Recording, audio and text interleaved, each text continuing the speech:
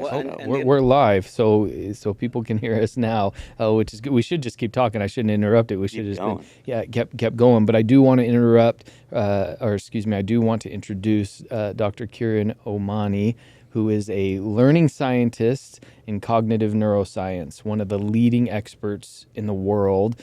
Such a unique industry, such a unique specialty, and we are so glad you're here with us today. We can't wait to dig into this. I was saying to Dr. Kieran and Luke a couple seconds ago that I wish we were recording the meetings that we have, because he was blowing my mind with all the research he's done and his expertise and how to teach children, how to deal with your children. What if they struggle with learning? What if they struggle with their attitude or their discipline, or they're wild, or they're this or they're that, or and just taught me a lot already today. So we're going to dig right in. Those who are listening, you're welcome as always to type in questions. This may be one where you want to type in a question or a comment and say, hey, my kid is struggling with this, or I'm struggling with this as a parent. And we'll try to get to all of those as we get toward the end of the podcast. Or if it's meaningful, Bambi will jump in and share a question, and we can answer some of your questions, or Dr. Kieran can answer some of your questions. And I want to add, as I've gotten to know Kieran, I've known him for a few years now, and the best way to describe what he can teach us and teach the group is, if you've ever wished your kid came out with an owner's manual of some sort, that you learned how they worked, and literally the owner's manual would consist of, of a car and its engine. That engine in a child is their brain, and if you can fix the brain, the thing will run. And I should say, if you can understand the brain, that's the owner's manual, and that's what Kieran has helped me as a father, and then he is also, we'll talk about, involved with our school, because it's huge into the effects of school on a child. But I've literally become a better father just by simply becoming educated on how my kids' brains are working. Yeah. And literally, you can work against it yourself a lot when you're trying to parent without that knowledge. And he's going to share those with us. I am wearing our Warrior shirt on purpose today because we're fortunate enough to have Dr. Kieran actually live here now and in the building up at the school, us teach kids in the most productive, efficient way possible. So, Dr. Kieran, so nice to meet you. So glad you're here with us. Tell us all about yourself and how you got into being a learning scientist in cognitive neuroscience. Thank you so much, Scott. And Luke, it's good to be here with you. So there's good news and bad news, of course, about what you just said about learning about what I know and what you do to change your interaction with your children and in the schools as well. The bad news is I have no hair left. It's taken me 50 years to figure this out. I needed to know these answers when I was a young father. I was a young father, 22, 23, 24. By the time I was 29, we had raised 2 children nearly, and yet we didn't know what we were doing. We were doing it by gut feeling, by instinct, and we learned from our parents and from our teachers. And then when things, and you can tell already from my accent that I'm not from Liberty Lake, I'm not from the state of Washington. I came here in 1982 for one weekend to try and find the answer to a question I was having for my schools back in Ireland. I was a teacher. I was a good teacher there, inner city boys' schools. And on a particular week, there was something like 7 or 8 different suicides in our small community. Not all in one school, but we had one in our school, and a kid out of my class. It didn't happen in the class. It happened on his birthday at home. He was 13 years old. His dad bought him a beautiful blue bicycle, found him hanging in the closet. That stopped everything. I mean, for me, that was the end of my life. I didn't want to be part of that process anymore. I needed to know, how could I have missed that? What was happening? The kid was a phenomenal student, and I knew there was problems there. I didn't know how to solve those problems. I didn't recognize them as being even close to the age of a suicide. And so I thought, okay, I looked around me and I could see that the people who were in the school with me didn't have any more information than I had, and I knew that they were all struggling to solve it as well. And so we go to these funerals and we have very sad events, and then we go to the next funeral and we have even more sad events, and we're wondering, what is going on? How can we fix this? And I looked around and I saw, life, liberty, and the pursuit of happiness, and it seemed like, okay, these guys must know, because that sounds really good. And I came here in 82 and I'm still here. And so I lost all my hair on the way because we get old. You know, the thing is, you start and you do something and you crash your head into this wall, you bash into this wall, and you make mistakes all the ways along. Did you stay because you love the United States, or did you start to get answers to that question? A couple of things. I didn't get any answers, but I realized that there was more of an opportunity to get answers here than back there. I'd already had a really good professor at the university where I was working over there, and he had told me that if you want more, you're going to have to leave. There's not any more here. And that's in the schools of education. Yes, right? Because you had studied in the kind of the context of education, thinking that the education departments would have the answers. Exactly, right? The education departments did what they could, but at the same time, we were a small insulated space, and I knew that we didn't have the answers. And so when I came here and I saw places like the University of Washington, I saw Stanford, I saw Boston, and I said, whoa, look at all these people, these amazing colleges. And so I eventually got involved in the very first Science of Learning Center. And that was a National Science Foundation project that lasted for 10 or 15 years. And the first project was at the University of Washington. John Bransford was the man who set it up, and I worked with him for 10 or 15 years. And the point was that we had $50 million. We had 10 years to study how children learn. And I thought, okay, this has to be the place to find the answers. We were working with places like Stanford University, the Stanford Research Institute out of Menlo Park, the University of Washington Colleges of Education, and the iLabs, which is the brain science place.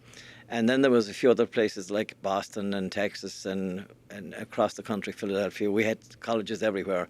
And so I thought, okay, all these people, amazing brains, and all this money and all this time, we're bound to get the answer.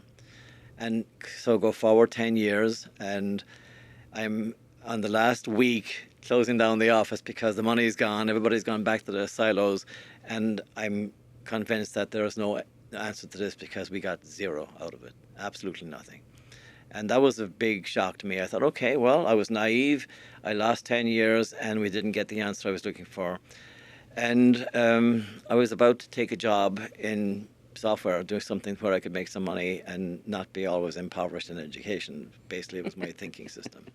And so the miracle happened on that last week. There was a knock on the door, and two nurses who were in their 70s, close to retirement, they should have retired, but they had this last project. Their final project was from the National Institutes of Health.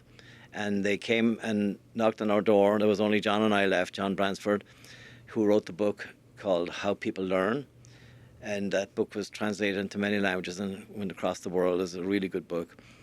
And they said, we're looking for a learning scientist. And John looked at me and I looked at him because I did not want to work with nurses, especially old nurses. And I particularly didn't want to be in education anymore because I realized there was no answers. And John says, well, I'm retiring. He was much older than I was. And he said, it's you or nobody. And I said to them, what's the question? And they said, we have $5 million and 5 years to study the impact of marijuana on adolescent brain. And I'm thinking immediately of my two adolescents at home. And I'm thinking, oh my God, I need to know this because I'm having real trouble with one of them. And I was panicking and I didn't have any answers for him. And I was worried about him, two boys. And I signed up. I went across campus and got into the School of Nursing. And I didn't realize what I was doing in terms of I would then have access to any neuroscientist in the country that I wanted.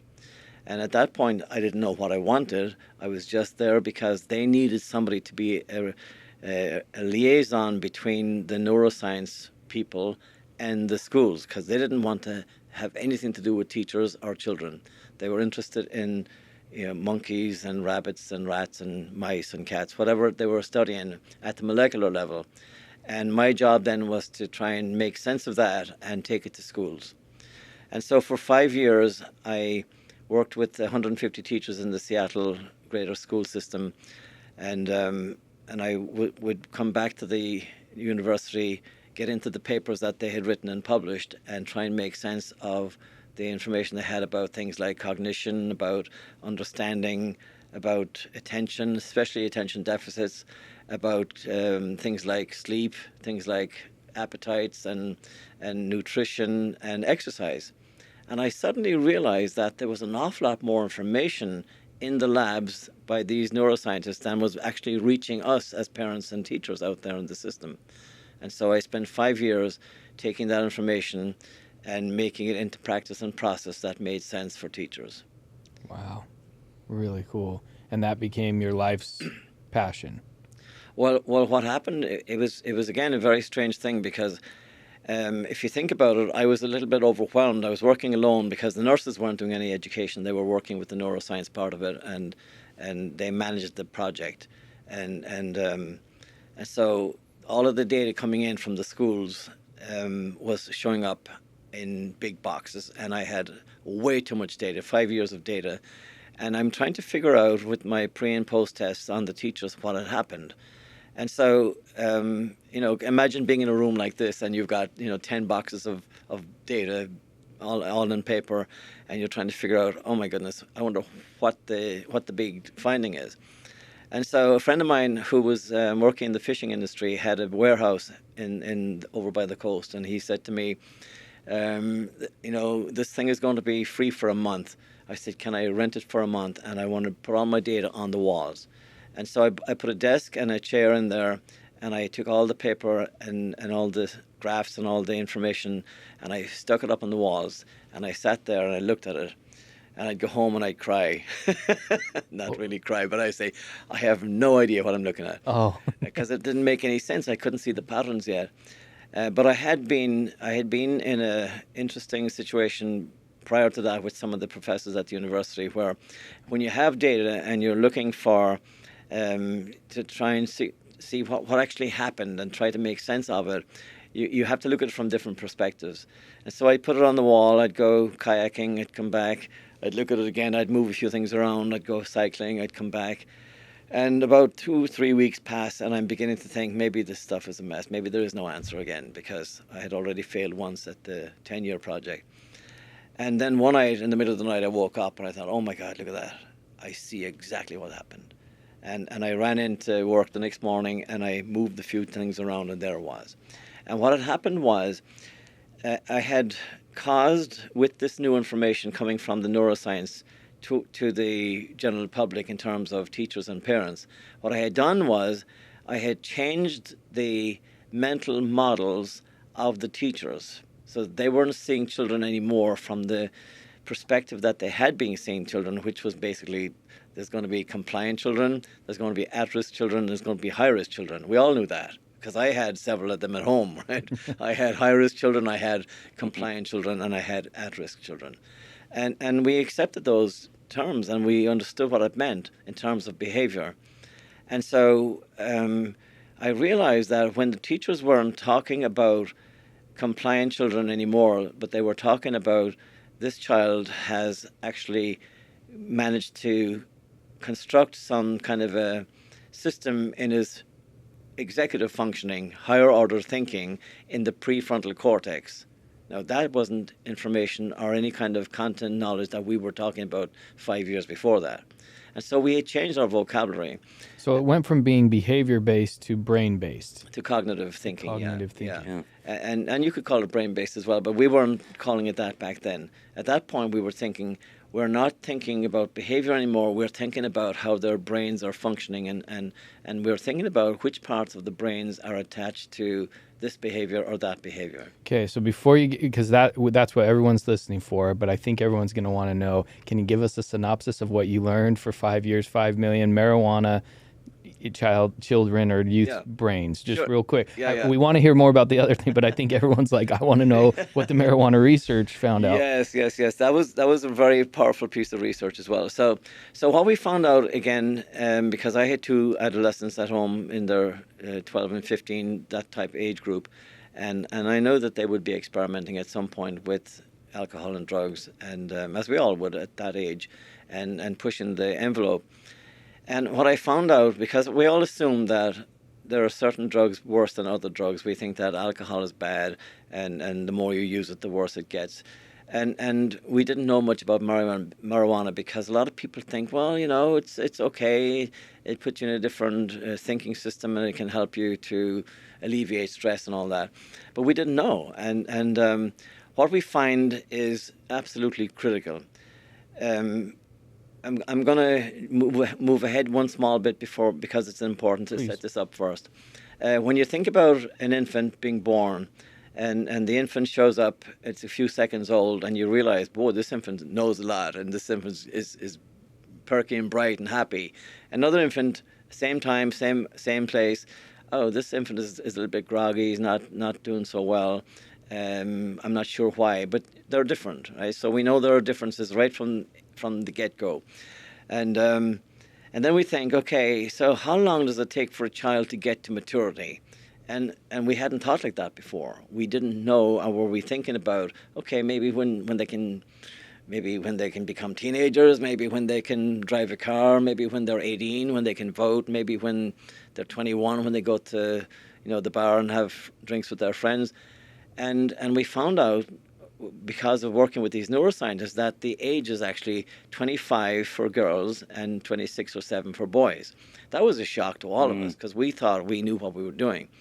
And the idea that maturity was associated with the brain actually functioning up to those ages for these kids made a big difference for us.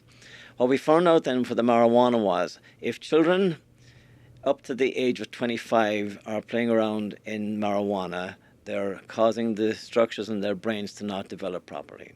And that's a big deal, because if you don't architect the brain properly in the first 25 years, then you won't be able to architect it after that.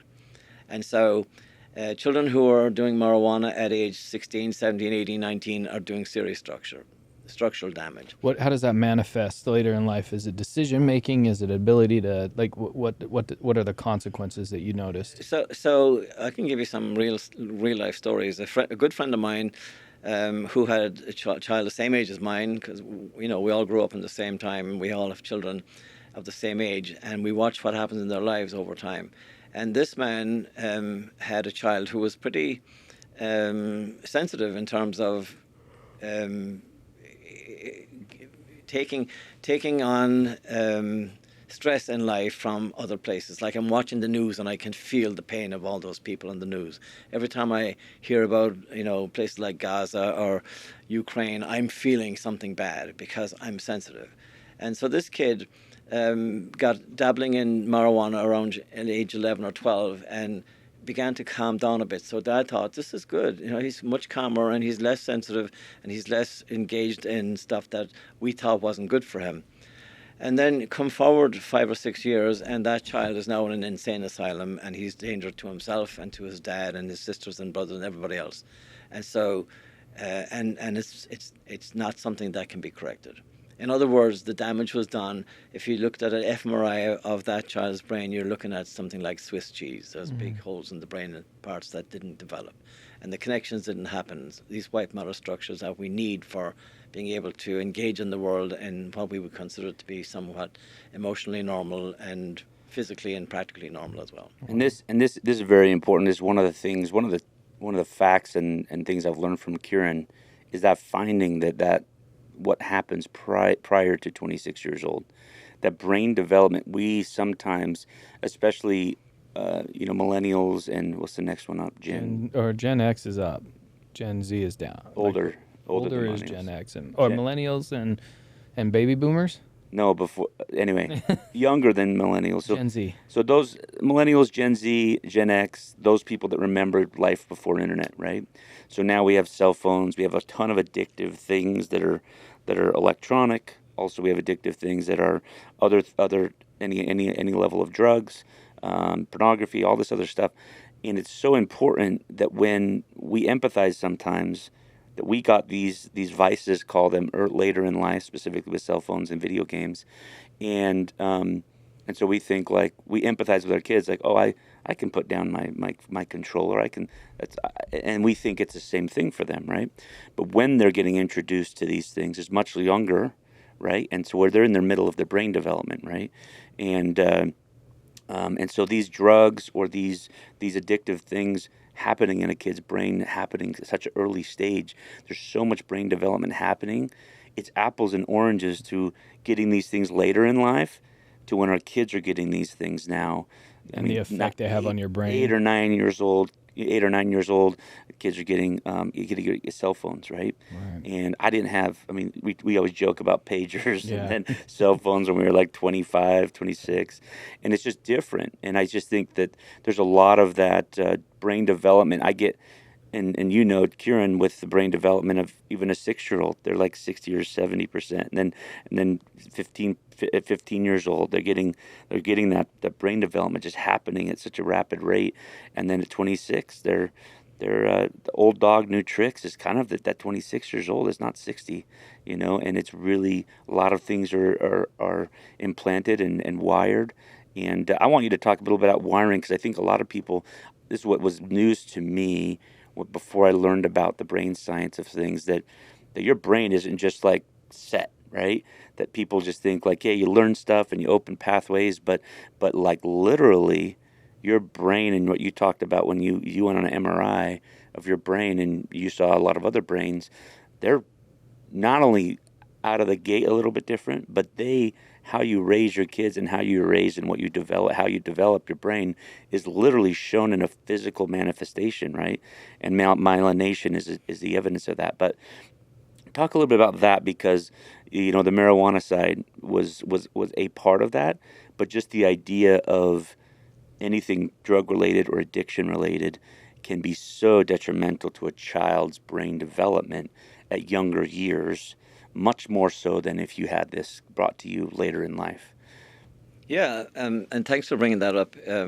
We just started with the idea of marijuana, but in the course of understanding the impact of that on children's developing brains, we realized that the brain is so plastic, and that the development that happens, you know, in the first window of life, we'll say the first 2 or 3 years, is so critical, and then after that, everything is malleable, and more malleable as they're younger, less malleable as we get older, but at the same time malleable, and so we realize that in the lived experience of the child at home, and then we'll say in the playground, in the soccer fields or coaching systems, and in the school systems, we realize that those brains are not only being sculpted and crafted and architected every single day.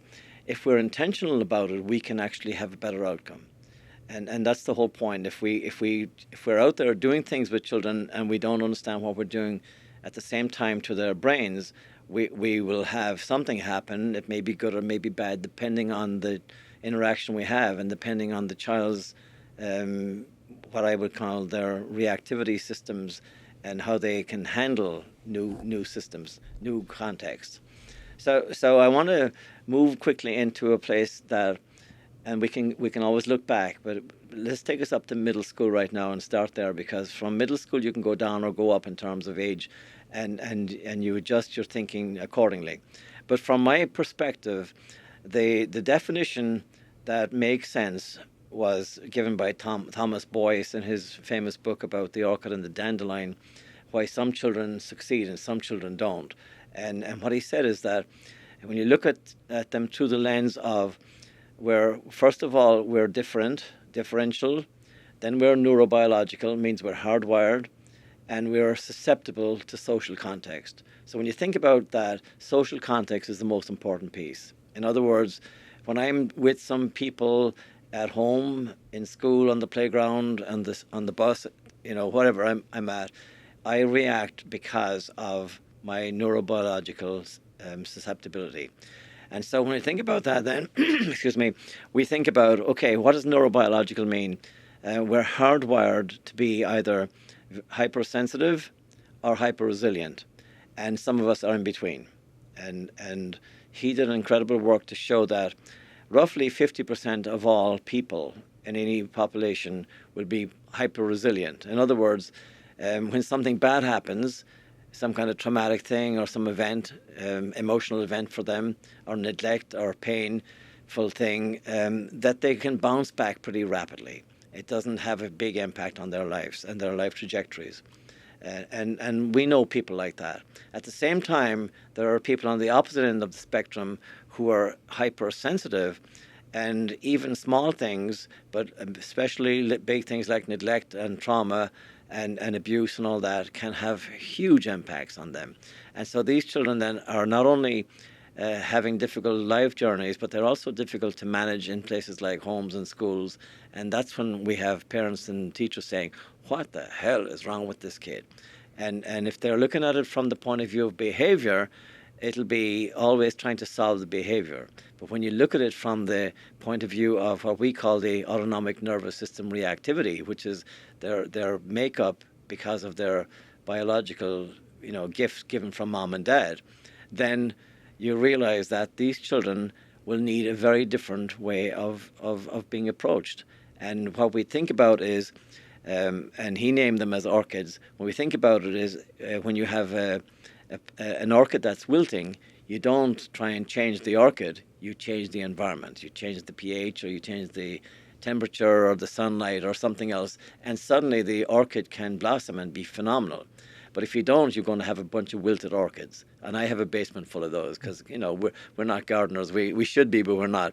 And people give me gifts of orchids because I talk about orchids. And so I have a lot of wilted orchids. But every now and then I make one, actually, because I keep the door closed when somebody walks in and it's too hot or too cold, and the plant dies immediately. Yeah. And so it's like that. In a classroom or in a home setting, when you have 2 or 3 or 4 or 5 children together, and the adult in the room says something to one of them that's corrosive or abrasive or is demeaning, or as we said earlier, teasing or something else, and that child reacts because it's so sensitive. Well, what we don't realize sometimes is that 3 other children who are equally sensitive are picking up on that as well. And so without me thinking that I've done any damage to these 3, I'm trying to adjust this child's behavior, but I've damaged all 4 because I shouldn't be looking at their behavior. I should be looking at their autonomic nervous system reactivity and adjusting the environment so that they can thrive. So help people understand, because I asked you this as we were sitting in the cafe this morning. Parents often tease children just in jest and fun, and hey buddy, like when they mess up, like, yeah, I knew you'd do that, some dig or some some little slight there. Tell them what you told me about teasing and how actually impactful that can truly be. Yeah, and it depends on the child. If the child is hyper resilient, it doesn't matter. You can tease them all day. It won't make any difference to them. They will survive and they'll be just fine.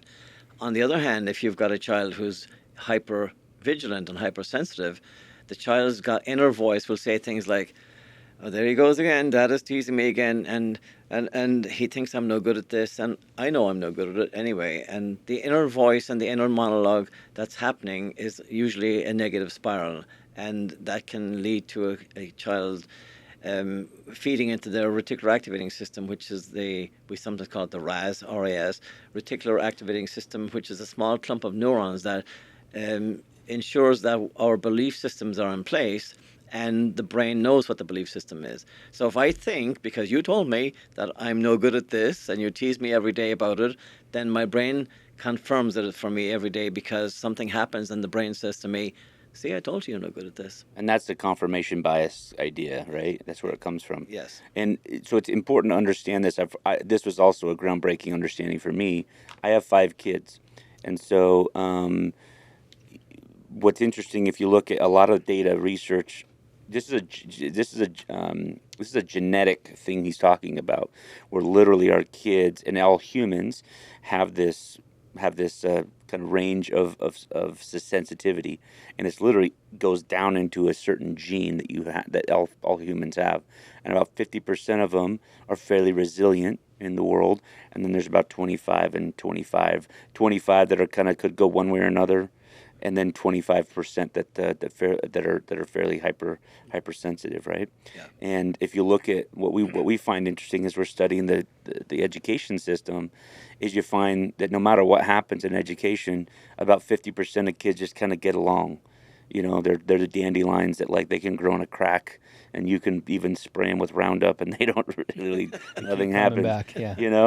Where he talks about the orchid, you have these orchid kids that. We literally have a kid, I won't name his name because I shouldn't. We have a kid upstairs, and Kieran has had so many stories, and we have so many stories in our school, that those kids start off and they come to our school and they're fairly like, school. This is still school to them, and they're fairly hyper, and they're fairly like, they've been in bad behavior models for a while, and this with this idea, and with Kieran's help, he's helped our school since the very beginning. And I'm going to bring this into parenting here in a minute, but literally we could change that kid from being kind of the nemesis, the menace in the room, in our classroom, to the leader. And that when you do that, that kid every day now, I said, hey, are you my leader today? He said, yeah, I am. And we flipped him from that to where he's an orchid. Because if those types of kids, if you don't give them that environment, they're not going to survive. They won't survive. And we all know, in a classroom and in a school and in a family, when your sensitive child isn't doing so well in a kid, the whole class gets affected. The whole family gets affected. Now, going back to the family side, I have 5 kids. I can literally almost to that same a percentage ratio.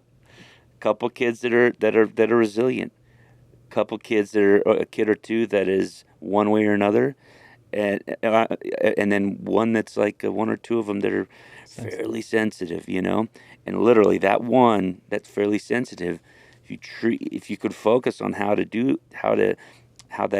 can be affected by how you speak and everything, all the rest lift with them, right? They all get better with them. But that was key, because understanding the biology, because we all know, and that's why I talked about the owner's manual. We all don't get the same model of car coming out, right? Some of us have a Volkswagen, some of us have a Toyota, and in the same family, you have different things coming out, and they all need different work mechanics to get them working. And this is that physical element was research that kind of Kieran brought together to kind of make sense of what's going on. So a teacher can look at their classroom now, a parent can look at their family now and say, you can just pound that kid that's sensitive into the ground. And this other kid, you do the same thing, and one kid melts, and the other kid's just fine on the other side and be like, oh. And literally, when you understand what's happening, it's just magic how it just brings your mindset. Yeah, so parents need to understand that we parent individually. Gone are the days where it's like one rule, the whole family, all the kids get the same treatment. Now, if I'm understanding you correctly, then as you understand the RAS, as you understand the brain, as you understand cognitive neuroscience, then you'll know I need to treat this child differently. I need to say things to this child that I might not need to the sibling, correct? Yeah. Except it's much more. It's much easier than that, in fact. Okay. Because and I teach my teachers this, and teachers say to me afterwards, "How come I didn't know this? How come nobody told me this before?" Because this solves every classroom and it solves every school. And so the thing is, you're excited when you find that crazy kid. You're excited when you find the kid who can't focus, pay attention, who's disruptive, who's aggressive, who's doing the crazy stuff. You want that child, because when you solve that child, you've solved the school. Whereas in the past, what we did with those children, because I was a teacher, I did this when I was a younger teacher, we would isolate that child. We would give them extra homework. We would give them less recess. We would do all kinds of things to them, threaten them, cajole them, all kinds of stuff, and still it wouldn't solve it. Every now and then they'd escape, and they seemed like it was working, but it didn't work. It never did work. And so we lost all that time and all that energy. Sometimes it was just, that's why I've got less hair than I should have, because I spent a lot of time managing children who weren't manageable. And in the last 15 or so years since I made all these discoveries, it's like it's a piece of cake. It's so easy.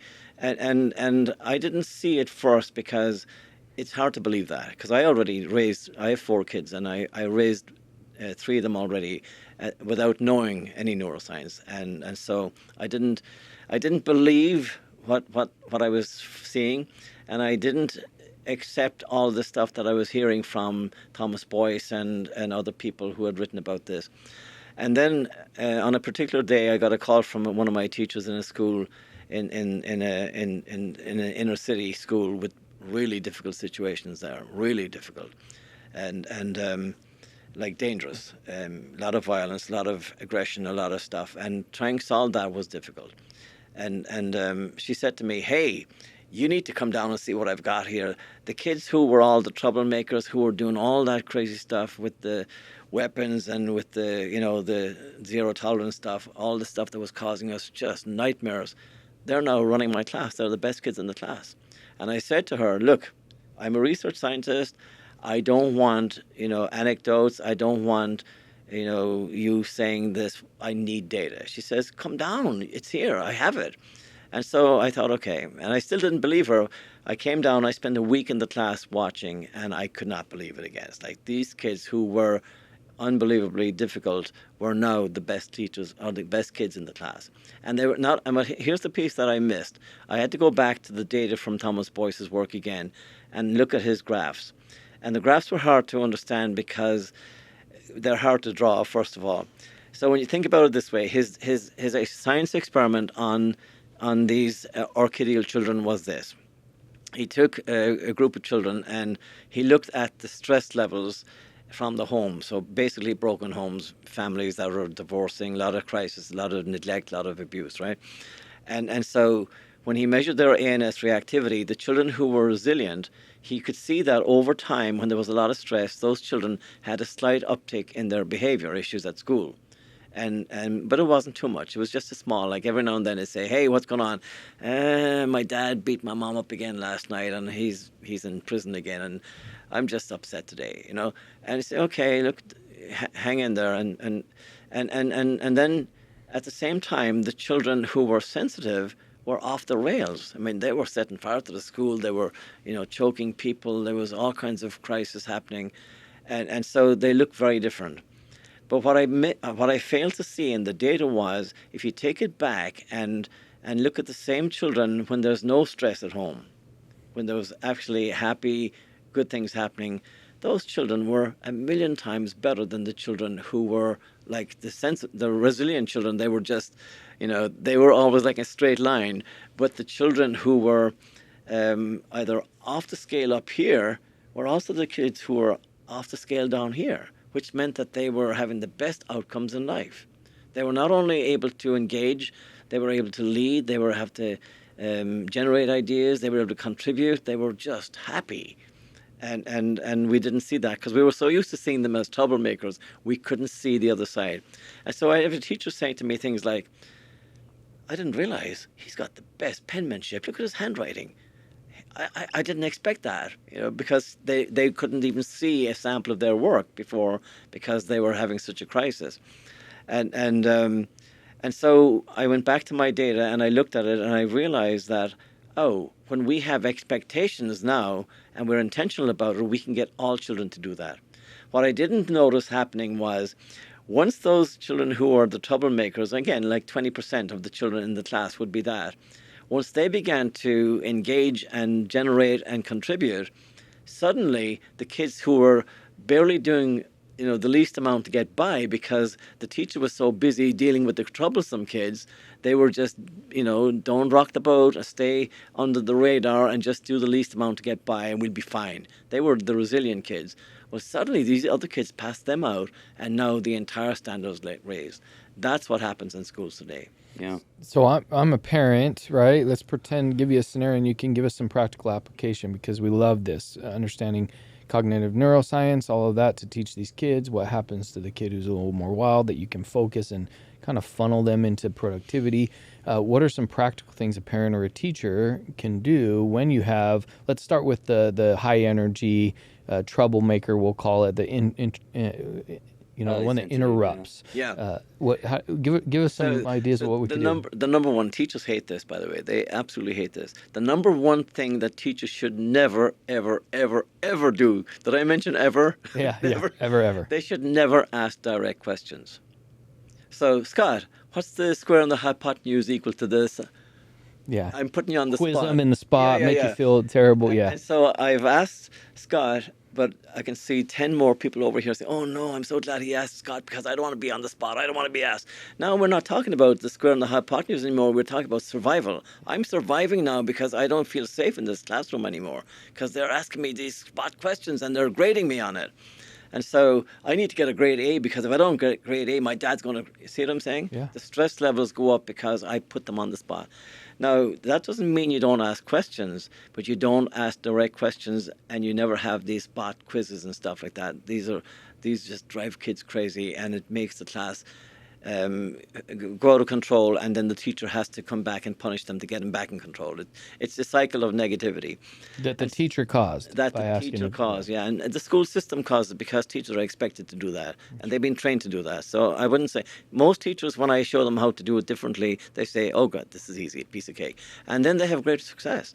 And so the thing is, you can ask questions, but you always ask the same question, and you always do it in a way that's safe for the children. So supposing we're learning about the square and the hypotenuse, because I brought that up, and the angles and all that, the mathematical formulas around that is very fun, and kids love to do it, but they don't want to be shown up for not being able to do it. And so when the kids have practice drawing the triangle and measuring the lines and all that stuff, and then you say to them, "Okay, so take a minute and write down anything that was surprising about what we just did." And the kids will say, "Oh, I was surprised that you can blah, blah, blah, blah." And they talk about the square and the hypotenuse again. And I didn't even know that word hypotenuse. I'm surprised I can say hypotenuse, right? It doesn't matter what the surprise is. There's no right or wrong. And what happens is you can't be in a survival space and in a curious space around Yes. a surprise at the same time. So I have now take the child from the back of the brain to the front of the brain, because I know that's the place where they can actually access their potential. And so now they're in this place of surprise. And then I say, "Scott, what were you surprised by?" And Scott says, "Well, I was surprised by that news thing, the hypotenuse thing, you know." And they all say, "Yeah, me too." And another kid says, "Oh, I was surprised by the right angle, and that there's 360 degrees in a circle. I was really surprised by that." And another kid says, "Wow, I didn't even think about that." So they're learning from each other, and they're articulating their thoughts, and it's all in the front of the brain. Nobody's saying, "I hate this class, I'm no good at math, this teacher doesn't like me, I want to play soccer today, I wonder what'll we be eating tonight when we go home." You see what I'm saying? The brain goes off into its own space of survival if you can't stay on task. And you can't be punished for not being on task if I'm going to put you on the spot, right? and so and so then we've now gotten to a place where we're articulating about something about the process of the hypotenuse.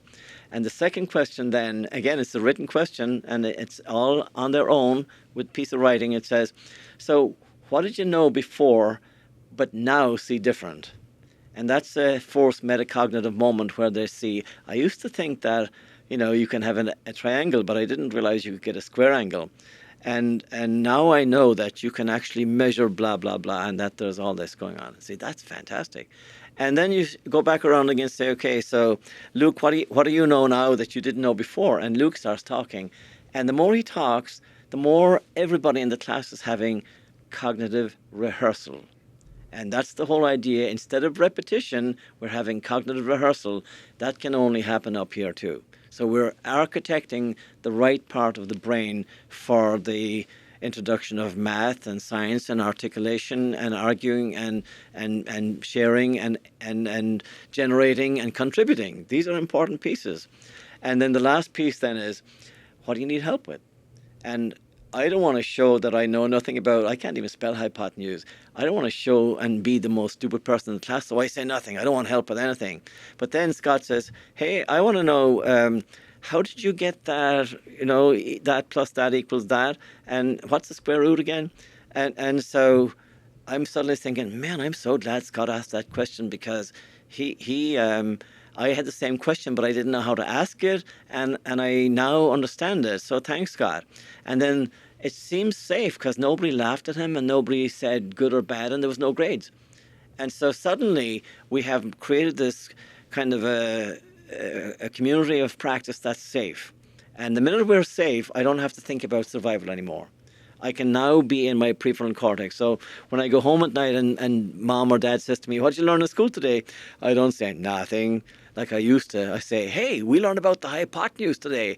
And dad says, "What?" And mom says, "What? What is that thing?" And they're now talking at dinner time about something that the kid knows about. And then the teacher calls up, because we always do this. We always call up mom and dad and say, I'm so glad your son is in school with us. Your daughter, she's so fun. And then teacher and mom says at lunch or dinner time, hey, your teacher likes you. She does? It's a big shock sometimes that a teacher likes a kid, and they need to like them before they can teach them. So I literally had this exact, and I did it now on almost unconsciously because I know this, and I make the mistakes on both sides. So we're going up to lacrosse tournament, and we have all the kids in. Woke up early. We had 12 lacrosse games in one day, and all of us are in the car. My wife is incredible, and she throws a bunch of hard-boiled eggs in a bag, and we head up to the thing. That was the fastest way to get some protein in the kids, and we're going up. And as they're going back, I'm like, hey, just make sure you don't get hard-boiled eggs in my car, like spilled. Everyone did excellent except for my 3-year-old, and her and the little boy are in the very back, and all of a sudden I hear is like, Mia, what did you do that for?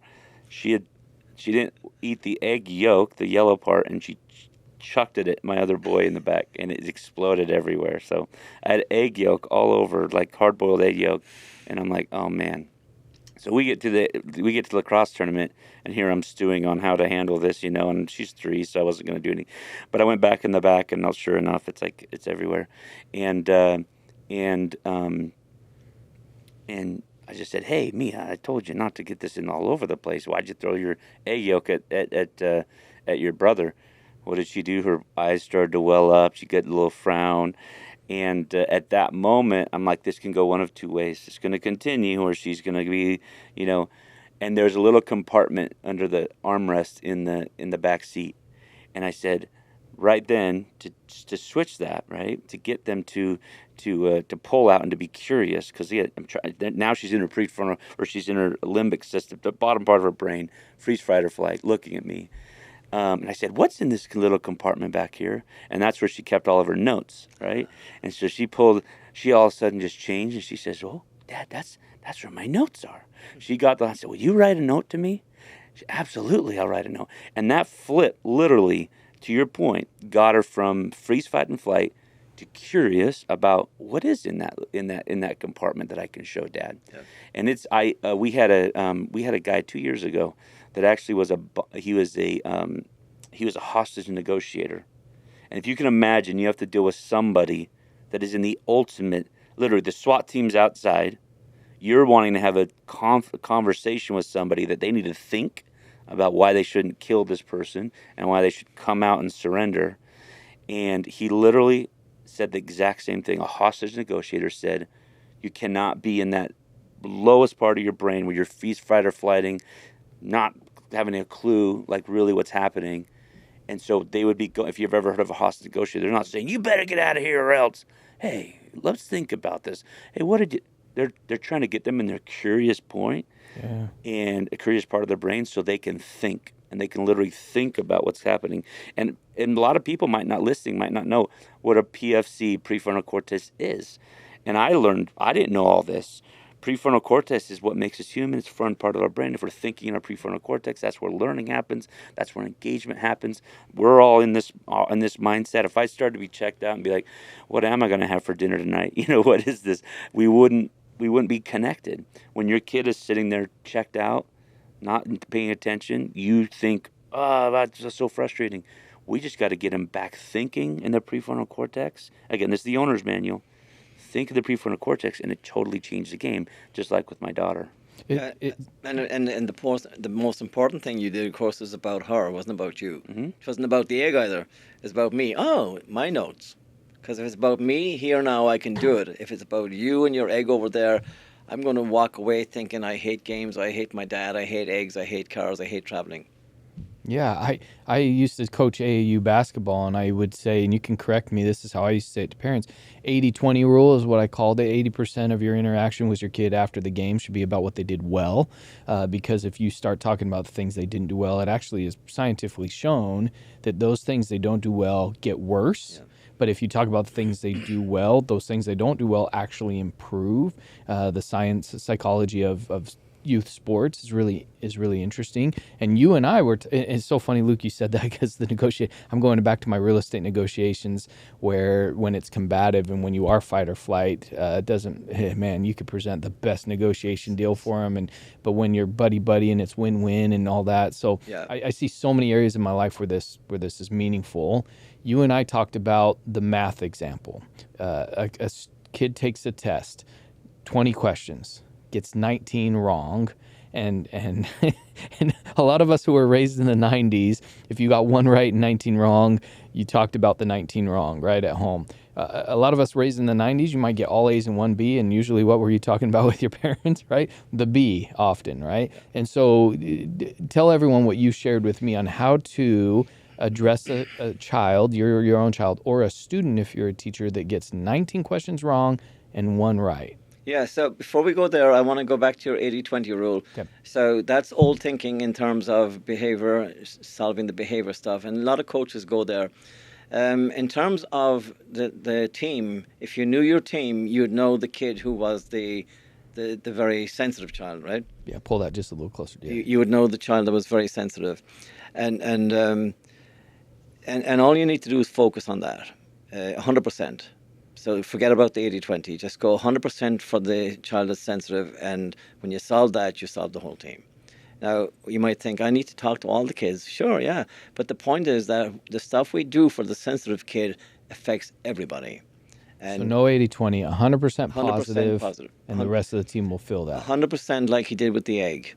100%, because you can't go half and half for 20-80. You go 100% always. So help us understand that, because in a sports sense, there has to be some correction, right? Like, what did we do wrong? How do we? So in a familial sense, same thing. Teachers, same thing. They get one right, 19 wrong. How do we manage that? Yeah. So think about it this way. There's a parent-teacher meeting. There's a child and a mom and a dad sitting there, and there's 10 teachers, and they're in there to talk about the IEP for this kid, and they're very happy. They're celebrating everything because the child has been through the IEP for 3 months or something, and he's now able to write and he's able to read and he's behaving a bit better. Okay, and so the teachers are celebrating this. They're being very intentional about it. And each teacher goes around and saying, well, you did very good at math. You got a C this year. Last year, you didn't even get on the screen.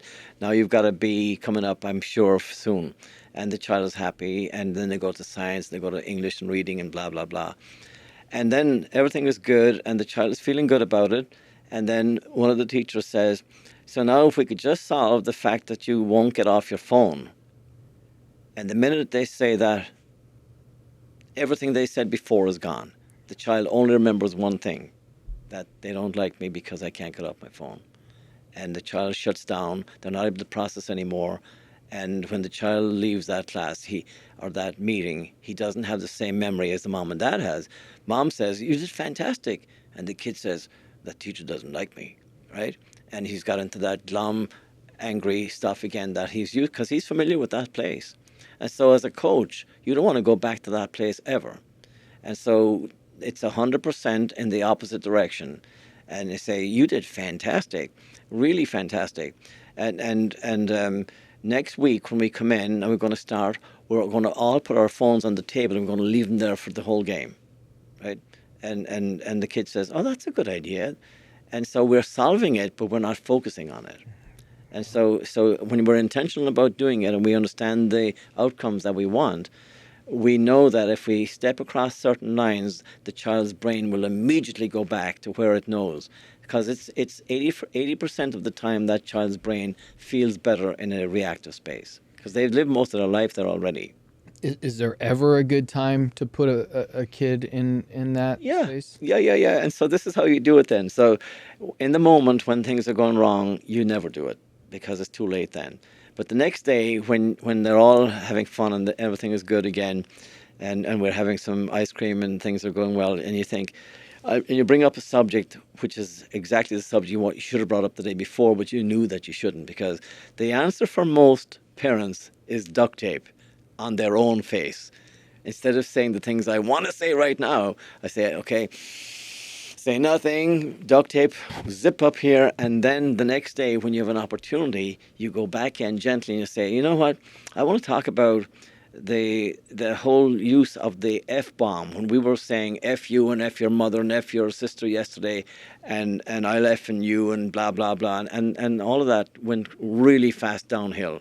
And it's too late to solve it then, because you can't say stop saying that word, because now they're just saying F you too. And now that's when you get to the zero tolerance very fast, because now there's like scissors coming out and maybe guns, and you're just like, oh my God, we better get out of here fast. And so we caused that to go downhill because we didn't know how to stop it. And the next day, when we're all having ice cream and we say, let's talk about the F-bomb thing. I wish we had people here who are experts on F-bombs. Say, and suddenly we're now in a place where we can all be, hey, yeah, we can do F-bombs anytime we want, right? But we're not doing it because we're happy now, right?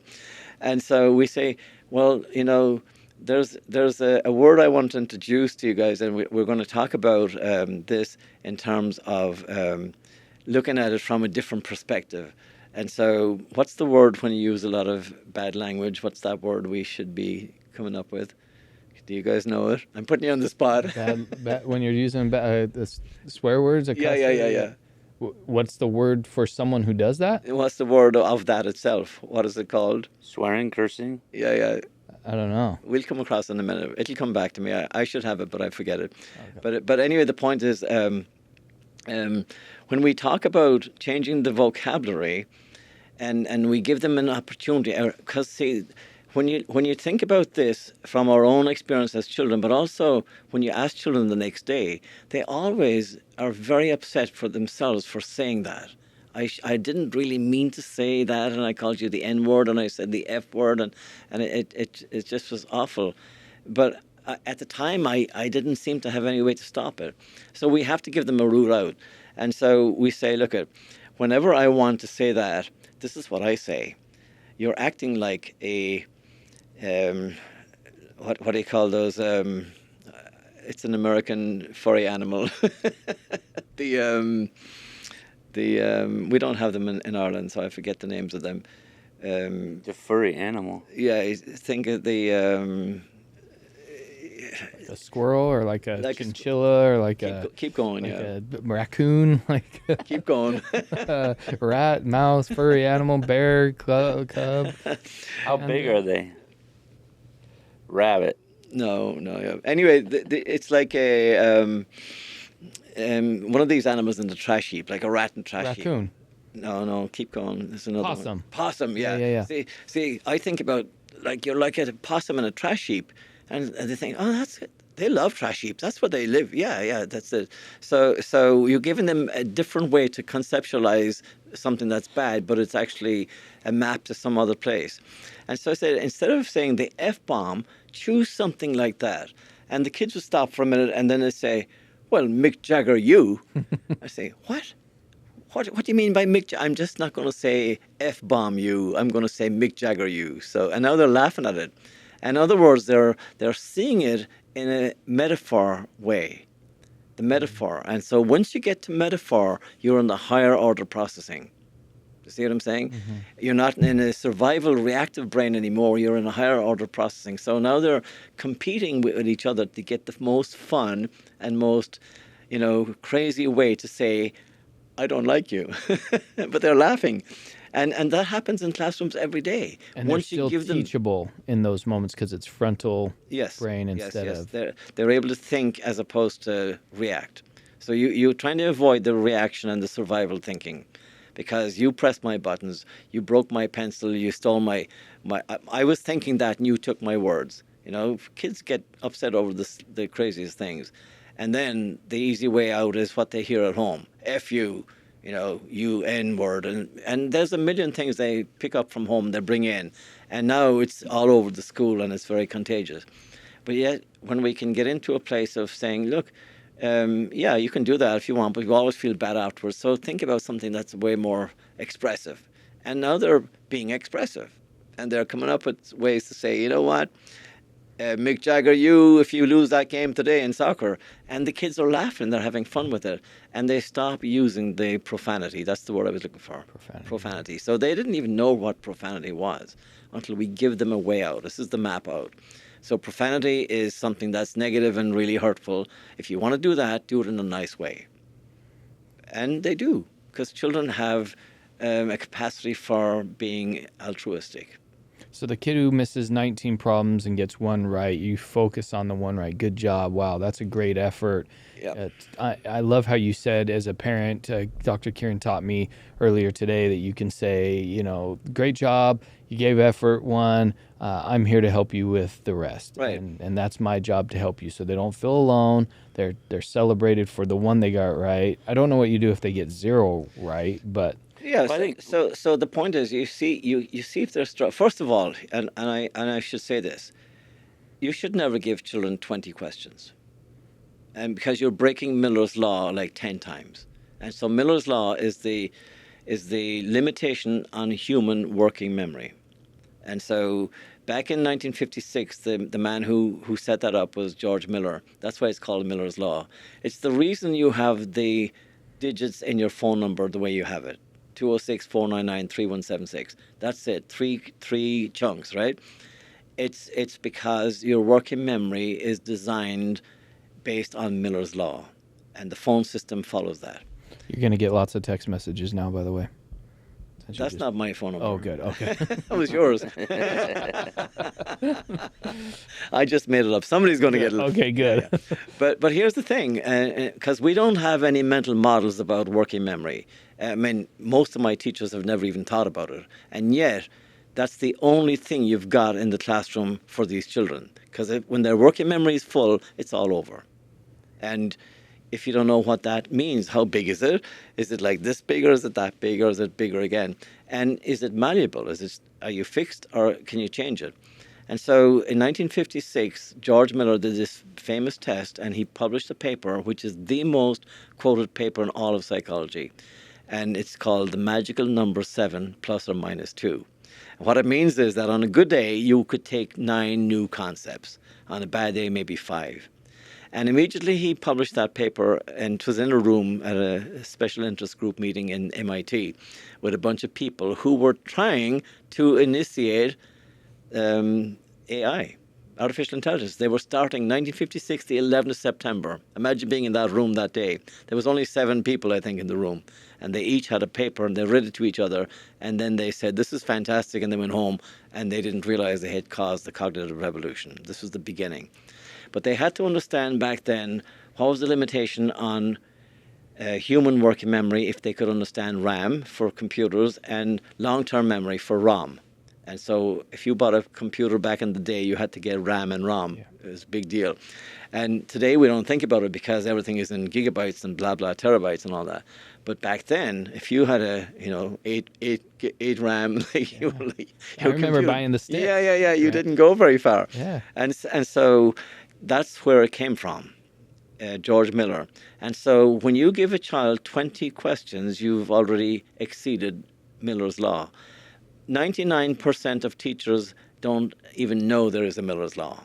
And so they're breaking Miller's law every single day and causing the children stress and causing the children not to be successful, right? Mm-hmm.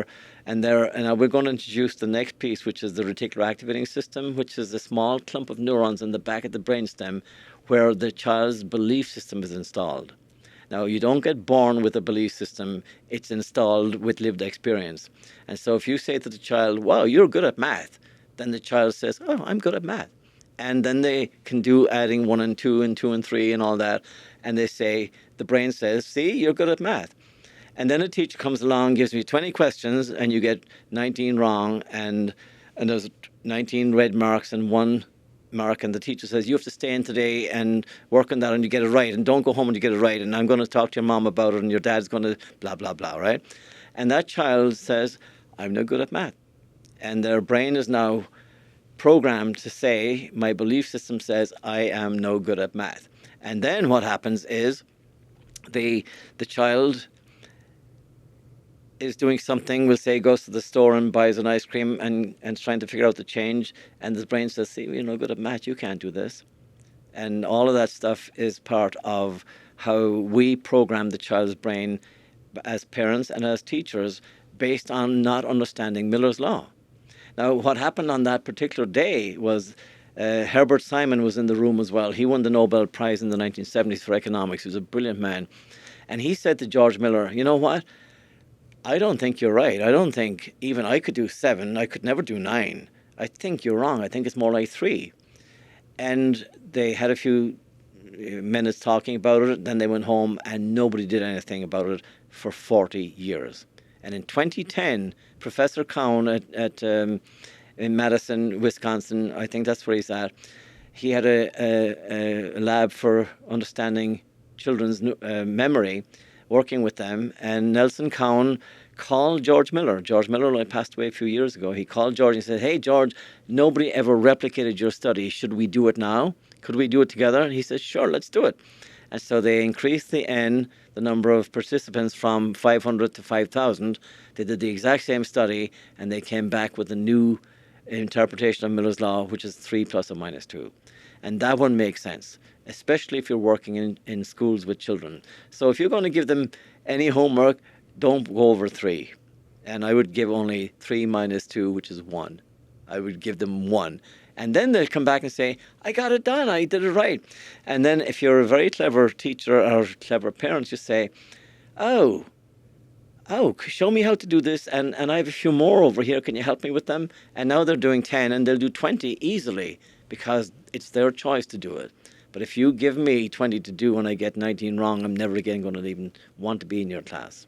Yeah, you talked a lot about autonomy, mastery, and purpose. And if you can combine those things, that students are much more likely to become proficient at something. Yeah, and that's intrinsic motivation. So motivation is based on 2 ways of looking at it. It's extrinsic, means rewards and punishment, and intrinsic is autonomy, mastery, and purpose. So if I'm going to punish you for getting something wrong by making you stay in or miss recess or take your phone away, then I'm not going to, especially if I'm sensitive, I'm not going to perform good anymore or even up to proficiency level.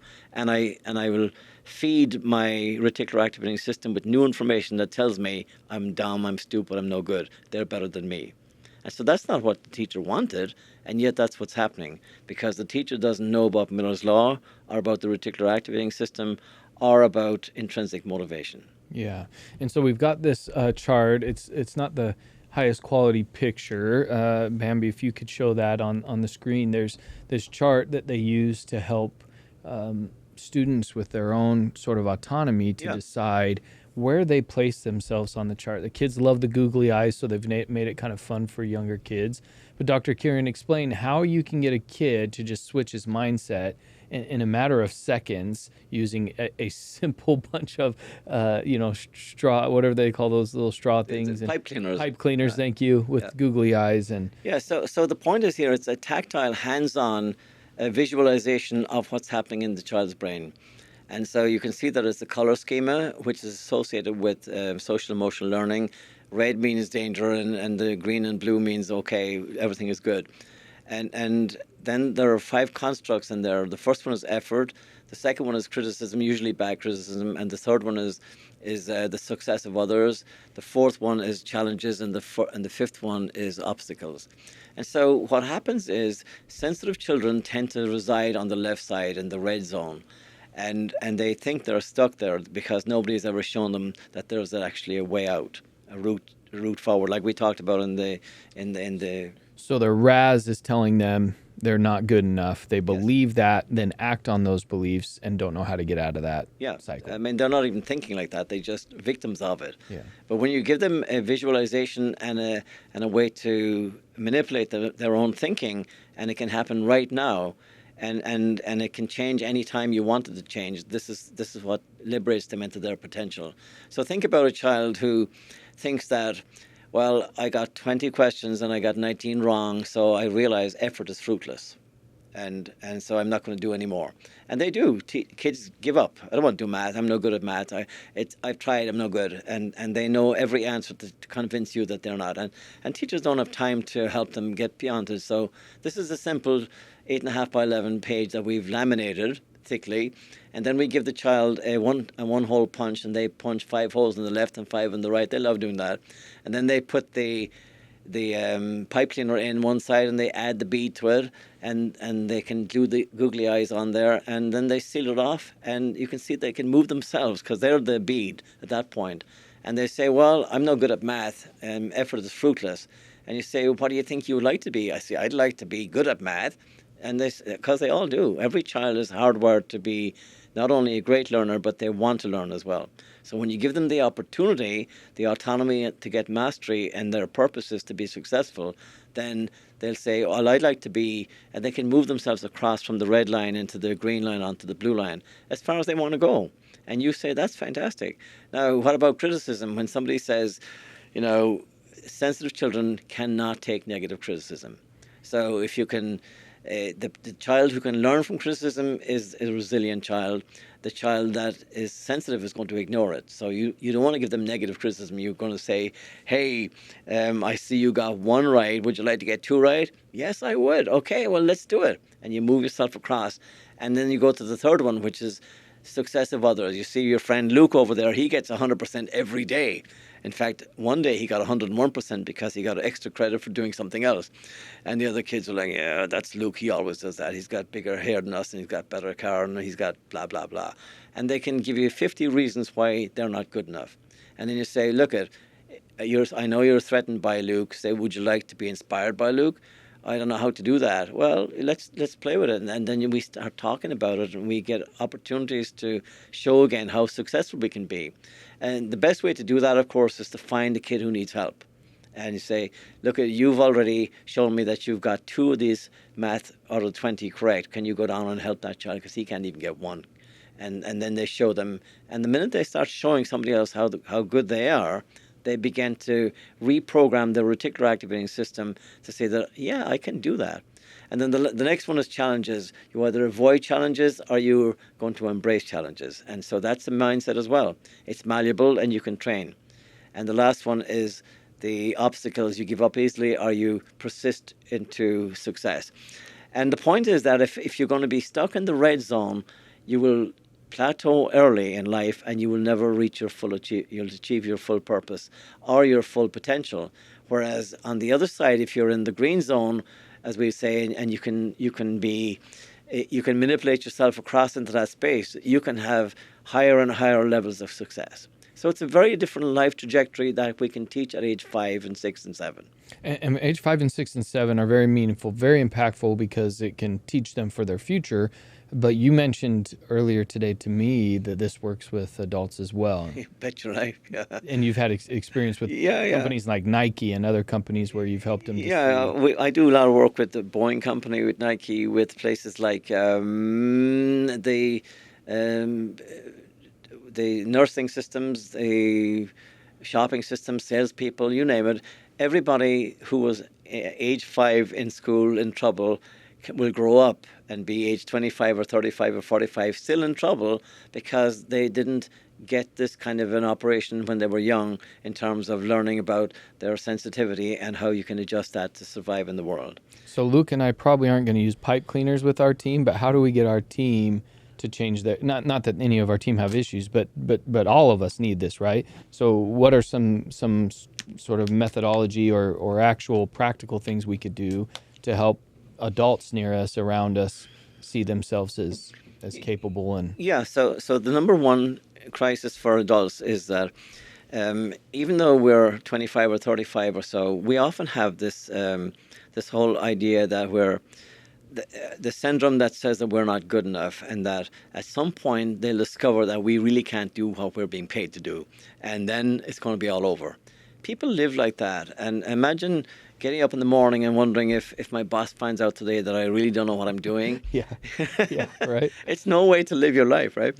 Whereas you wake up in the morning and say, man, I love what I do. I can't wait to get in, and I can do it from home or work. It doesn't matter. I just really good at what I do, and I love doing it. And so it's a very different mindset.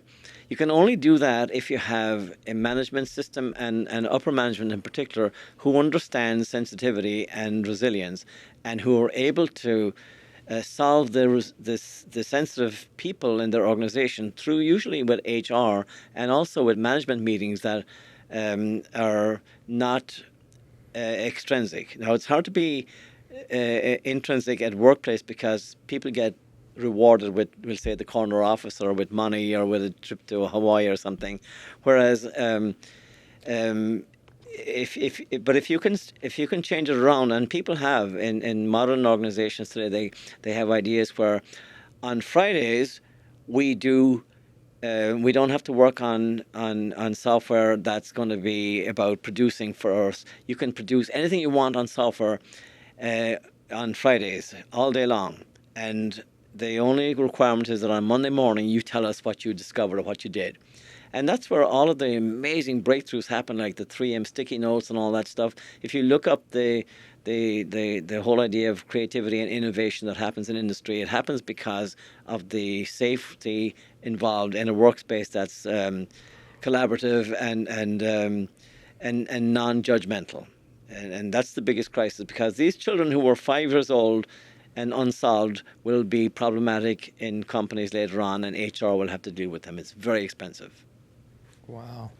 So we can pull you can pull other adults in, give them some freedom and some autonomy, let them dream, let them have the freedom to do that, and ask them questions, or at least guide them to see themselves as leaning toward the green and the blue. Right. Well, the big question that usually pops up for me is people say, well, how long will that take? Like, is it a week or a month?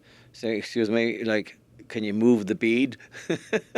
Move it, and it takes a second.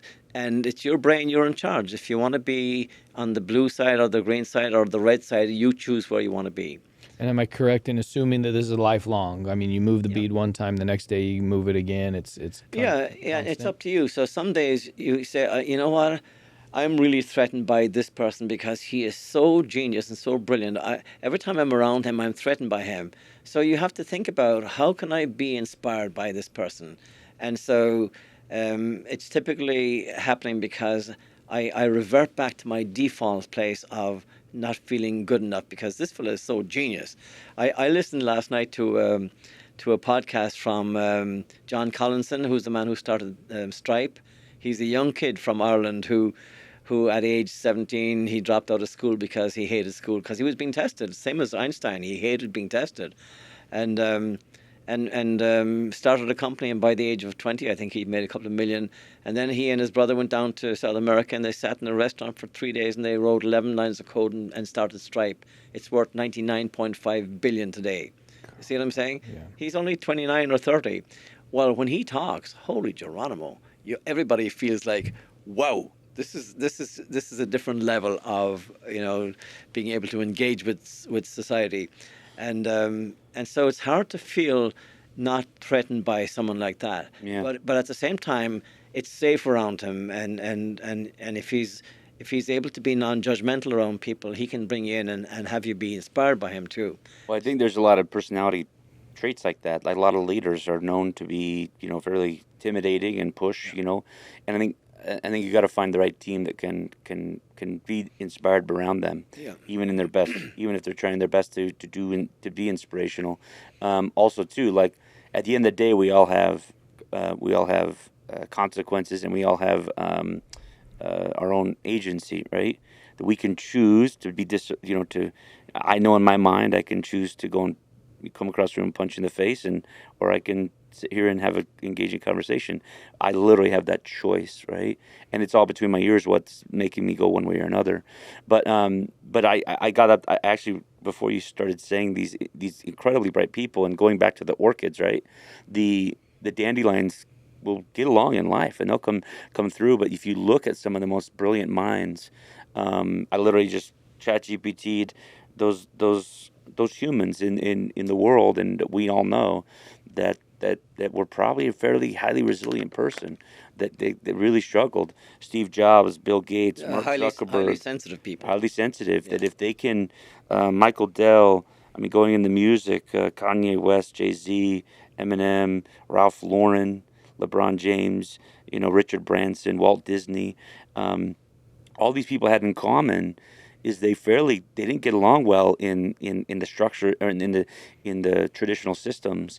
They struggled. They struggled. And but they became, whether because they found their greenhouse that made that orchid become this beautiful thing that they contributed incredibly to society and to the world, but they struggled in the traditional systems. You will find, if you look at, and I've read a lot of their life stories. If you read their stories, you would be blown away by the fact that it was one person that was able to see something there that stayed with them and helped them to build a structure around them to keep them safe in that space. And sometimes they found their safety in the work they were doing, and that's incredible to see. And even if you think about Einstein, his dad was doing amazing stuff that helped him because he dropped out. He could have been in a very different space, and by age 26, he wrote 3 papers that changed the world. Well, I think that it's really important as we kind of sum this up with the school and then how we parent, right? The traditional ways of parenting and the traditional ways of doing school that, I'm definitely guilty of having a fairly high standard for my kids. And I'm not always celebrating only their wins. I hold them accountable to, hey, trying harder and being better at when you fall short. And so depending on your child, if they're sensitive or non-sensitive, they respond differently. And even with the coaching a team. But literally the way we parent and the way we school needs to be understanding of that. We talked a lot about grades, for instance. Oh, what happens when you have an A or a B or a C, D or an F? How does kids think about that? What if the grading system is antiquated? What if the way that we measure kids is much more of an engaging conversation than just how do I go from a B or B to an A or a C to a B? Just do extra credit. Yeah, Okay, learn. does that apply to this, or what's the point? It just seems like a game that they either check into or they check out of. You know what I mean? And that's literally like what I appreciated so much about you being involved in our school is we have changed those very traditional models that are so stuck in the way we have to do them. Like we think that it can't be changed, and yet kids get so much more out of it. Kids get so much more out of that measuring stick that otherwise would melt them, and they go so scared about them getting that letter grade they don't even know why. Hey, how'd you get a B or an A? I don't know. I took a big long test that I wasn't feeling it that day, and that's measuring my entire year and how my parents going to engage with me, how my teacher's going to see me. I'm not gifted and talented anymore, like we talked about earlier. All those things are affected on just those fairly rigid structures of measurement and assessment, and those kids can be affected from that.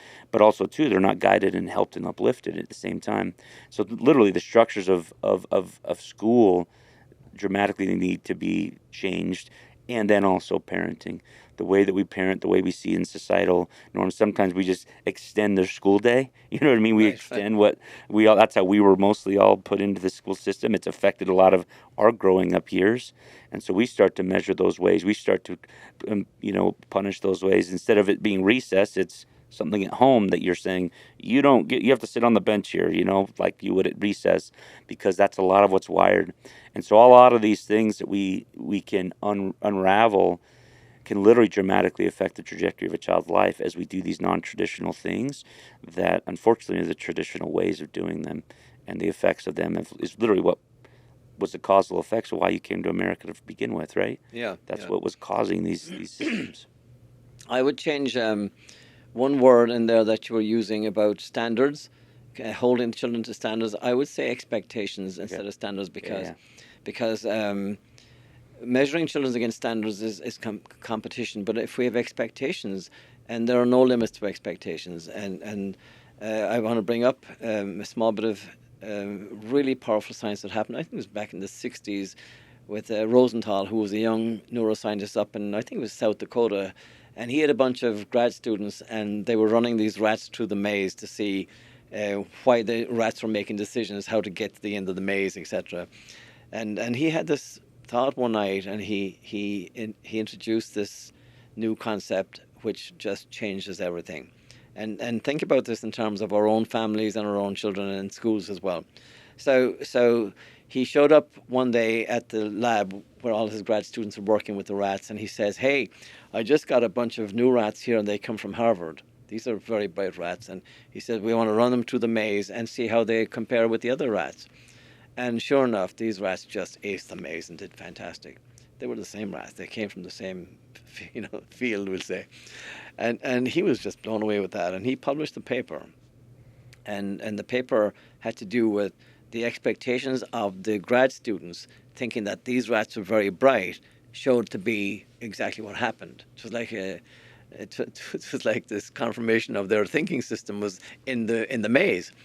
And so this teacher down in Southern California who read the paper thought, whoa, that's pretty interesting.